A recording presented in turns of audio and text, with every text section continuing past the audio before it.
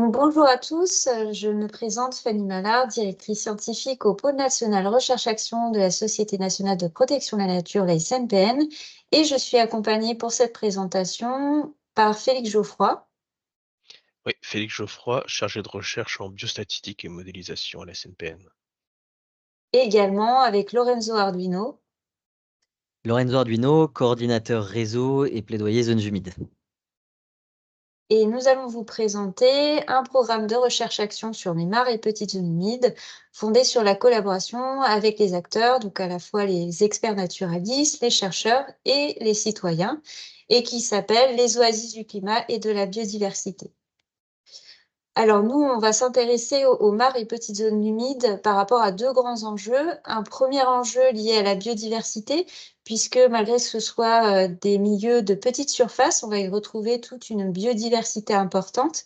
Également, en lien avec le changement climatique, ces petits milieux vont jouer un rôle très important pour l'adaptation de ces espèces face à ces modifications.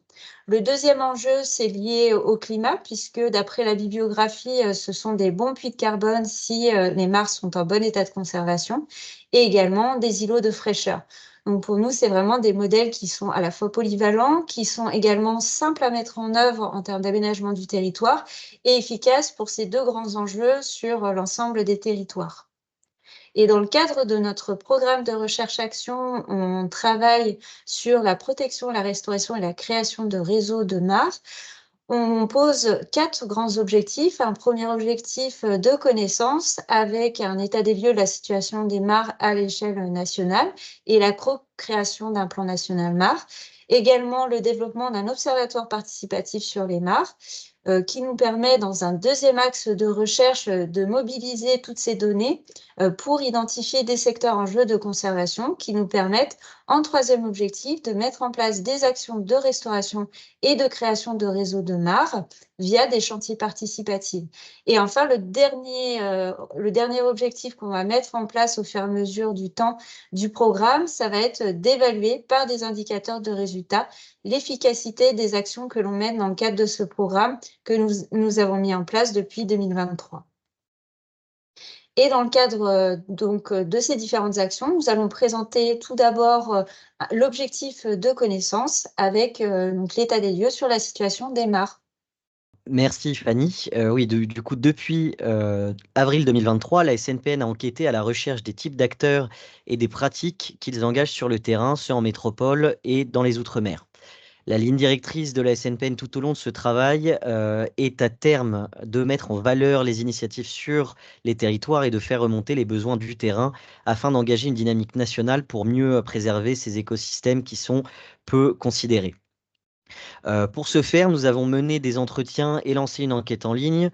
Euh, Nous avons analysé les 181 contributions de 192 acteurs qui nous ont permis de dresser un panel de constats, de besoins et de recommandations pour la création d'un plan national MAR. L'objectif, en cohérence avec les pouvoirs publics, donc l'OFB, le ministère de la Transition écologique, a été à travers la co-construction, d'enrichir le rapport, toute cette richesse d'analyse de l'état des lieux, pour faire émerger un plan d'action cohérent. Pour ce faire, nous avons réuni 17 représentantes et représentants d'organisations nationales expertes dont la capacité et les compétences sont proches des mares, associations, chambres d'agriculture, agences d'État, comme les agences de l'eau, au cours de 5 ateliers thématiques que nous menons actuellement concernant les différents domaines liés aux mares. Ce pour construire réellement un plan d'action, un plan national qui mette en valeur les besoins du terrain et qui s'assure qu'il débouche sur des actions concrètes et massifiées sur tout le territoire. Cette collaboration, comme vous le voyez, est fondamentale pour mettre à échelle les pratiques et actions liées aux mares. À ce titre, la SNPN a été nommée co-animatrice du pôle relais mares et vallées alluviales. Un pôle relais fait partie du centre de ressources zones humides qui a deux objectifs principaux: mutualiser les connaissances et bonnes pratiques pour les diffuser auprès des acteurs et gestionnaires pour la préservation et la restauration, nous dans notre cas des mares et petites zones humides; de constituer un réel réseau d'échanges au niveau national, au niveau régional, entre les acteurs clés, qui sont concernés de près ou de loin par la gestion et la restauration des petites zones humides. Ce pour permettre à terme aux acteurs de divers secteurs de monter en compétences et ainsi de démultiplier les actions de préservation, de protection, de gestion, de restauration liées aux mares sur le terrain.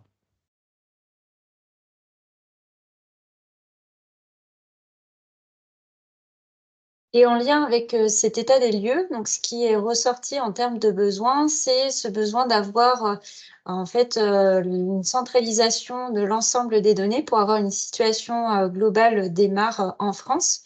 Et en lien avec ce besoin qui est exprimé, il faut savoir que nous, à la SNPN, donc on mène depuis 2010 un inventaire sur les mares en région Île-de-France.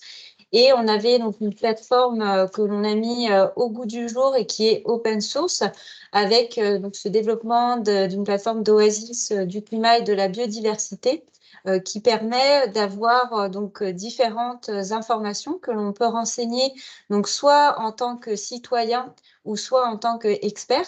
Pour les citoyens et les experts, ils vont pouvoir, en fait, via des modules sous Géonature, qui est en fait un outil qui devient la référence au niveau national au niveau des naturalistes, eh bien, ils vont pouvoir créer des mares, identifier des informations en lien avec les mares. Ensuite, si c'est des citoyens, ils vont être envoyés vers des modules de sciences participatives et en fonction de leur niveau, ils vont pouvoir renseigner des informations sur des observations de faune et de flore.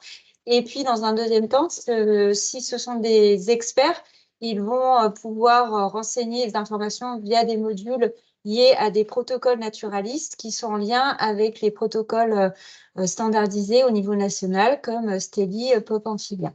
L'ensemble de ces informations nous permettent ensuite, dans une dernière étape, d'analyser l'ensemble de ces données, justement pour identifier des secteurs en jeu d'action, de protection, de restauration, de création de mares. Oui, et du coup, nous avons lancé un programme de recherche l'an dernier, en fin 2023, afin de s'appuyer sur la modélisation pour identifier effectivement des zones de secteurs à fort enjeu de conservation autour des mares. Donc l'idée, c'est d'utiliser des données d'observation d'espèces affiliées aux mares, peuvent être qui peuvent être trouvées par exemple dans les bases de données du GBIF au niveau mondial, ou par exemple de Géonature Île-de-France à échelle régionale. Ce sont des données qui peuvent être issues de, de groupes spécialisés ou bien d'inventaires citoyens. Et l'idée, ça va être de construire un modèle qui va permettre d'expliquer la présence ou l'absence d'observation d'une espèce à partir de données environnementales telles que des données climatiques, d'altitude ou d'occupation des sols. Et une fois qu'on a ce modèle de la niche écologique d'une espèce, on peut l'utiliser pour faire des prédictions sur l'évolution dans le futur la plus probable de sa répartition, en utilisant des prédictions sur le climat futur, telles que données par exemple par le GIEC, et éventuellement aussi des modifications de l'occupation future des sols. Et à partir de ça, on peut aussi affiner encore plus ces modèles en prenant en compte les capacités migratoires des individus, pour voir si elles sont capables d'accéder, par exemple, aux nouvelles aires qui pourraient leur être favorables, mais il peut y avoir des obstacles physiques qui les empêchent de les atteindre.